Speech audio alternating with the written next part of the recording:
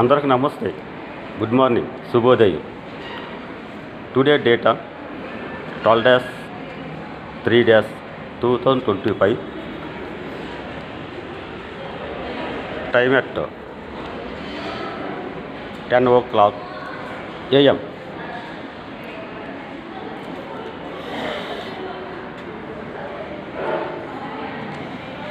నేను మీ Kakinada Appanna, BCom LLB, law in PhD, working in government Nizamiyat College, Green Building, Charminar.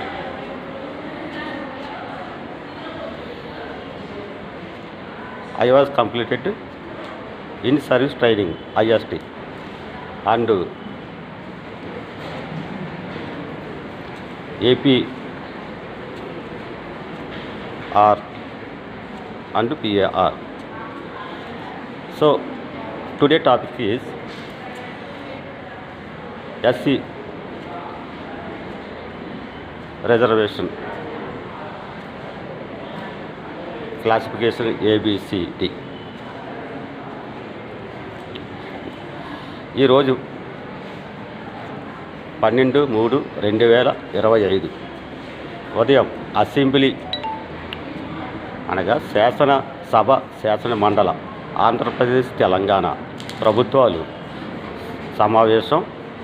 ఆ సమావేశంలో ముఖ్యమైన బిల్లు SC ABCD క్లాసిఫికేషన్.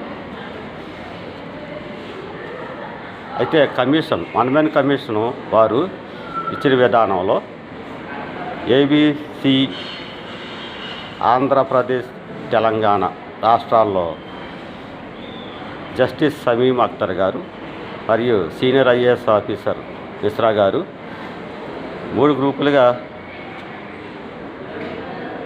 గుర్తించడం, వారి రిపోర్టు సబ్మిట్ చేయడం జరిగింది. అయితే 4లో డి ఆది ఆంధ్ర ఉండేది 1%. 1999 సంవత్సరం నుండి 2004 వరకు SC ABCDగా 4 గ్రూపులుగా ఉండేది. తర్వాత ఆ రిజర్వేషను ప్రాతిపదిక మీద స్టే పడడం, బ్రేకప్ అవడం, మరలా supreme court of India August 1, 2024 ABCD చేసుకోవచ్చని జడ్జిమెంట్ ఇవ్వడం జరిగింది. ఆ సుప్రీంకోర్టు యొక్క జడ్జిమెంట్ సారాంశం మీద రాష్ట్ర ప్రభుత్వాలు సమావేశం అవుతున్నాయి ఈరోజు 12/3/2025. అయితే ఈ విధానంలో శాసన మండలి, శాసనసభ ఈరోజు సమావేశం అవుతుంది. 12/3/2025. అయితే కొన్ని పత్రికలు, వార్తాపత్రికల్లో వస్తున్నటువంటి కథాంశం ఆంధ్రప్రదేశ్లో రెల్లీలకు 1%, మాలలకు 7.5%, మాదిగలకు 6.5% అన్నట్టు వార్తాపత్రికల్లో వస్తున్న కథనం. అయ్యా, వార్తాపత్రికల వారు ఏవైనప్పటికీ కూడా, ఏ పత్రిక అయినప్పటికీ కూడా ఈరోజు శాసన మండలి, శాసనసభ సమావేశం జరుగుతుంది. ఈరోజు జరిగితే ఈరోజు పేపరు రేపు వస్తుంది. కానీ వార్తాపత్రికలు అత్యుత్సాహంతో రాయడం అది సరైన నిర్ణయం కాదు. ఏదో పొరపచ్చాలు, పొడి రాతలు, అస్పష్టంగా గెజిట్ లేకుండా వారంతా వారే వారి భావనతో కలిగి రాసేసి రిలీజ్ చేస్తున్నారు వార్తాపత్రిక విధానంలో. ఎవరో కావాలని దాన్ని తప్పుదారు పట్టిస్తూ ఆ రాతల మీద కొంతమందికి మనోభావాలు దెబ్బతింటాయి. కాబట్టి నేను all India Relli welfare association president అంటే legal advisor and affairs and national all India dignity of the union as ప్రెసిడెంట్గా వార్తాపత్రికల వారికి పూర్తి గెజెట్టు, పూర్తి తీర్మానం, ఆమోదం, బిల్లు అన్నీ పాస్ అయిన తర్వాతనే మాత్రమే మీరు ప్రచురించమని కోరి ప్రార్థిస్తున్నాను. అంత కాకుండా మీరు ముందుగానే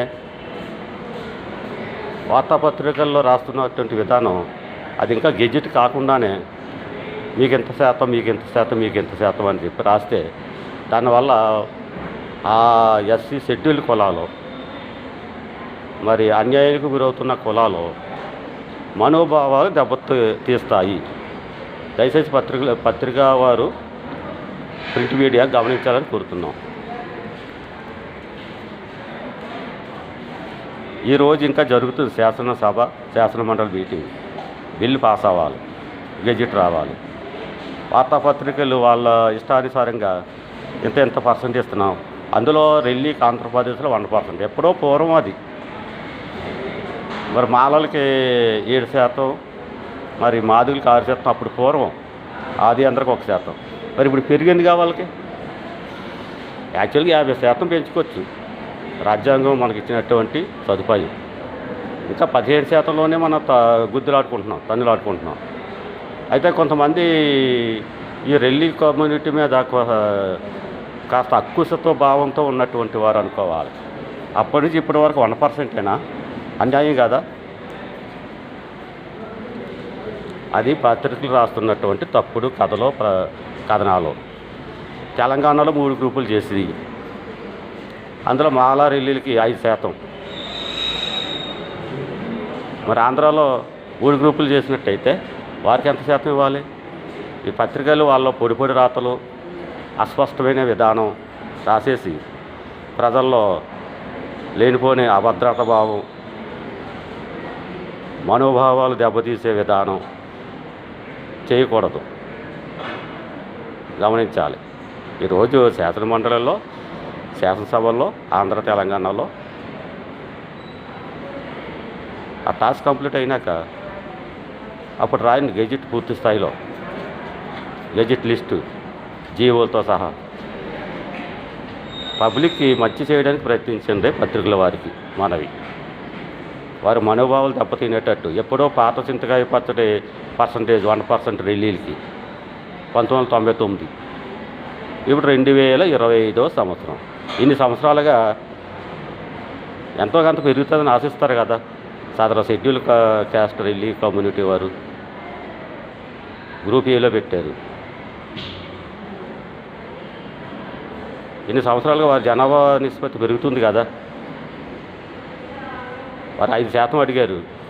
ప్రభుత్వం ఇప్పుడు శాసనమండలి, శాసనసభ బిల్లు ఎటువంటి ఎంత పర్సంటేజో ఇస్తారో గమనించి సంక్షిప్తంగా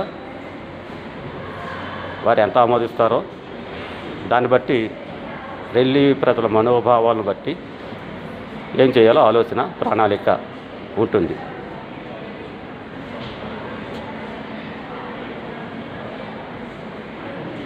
జై హింద్, జై భారత్, జై ఇండియా, జై రెల్లి. భారత్ మాతా కీ జై.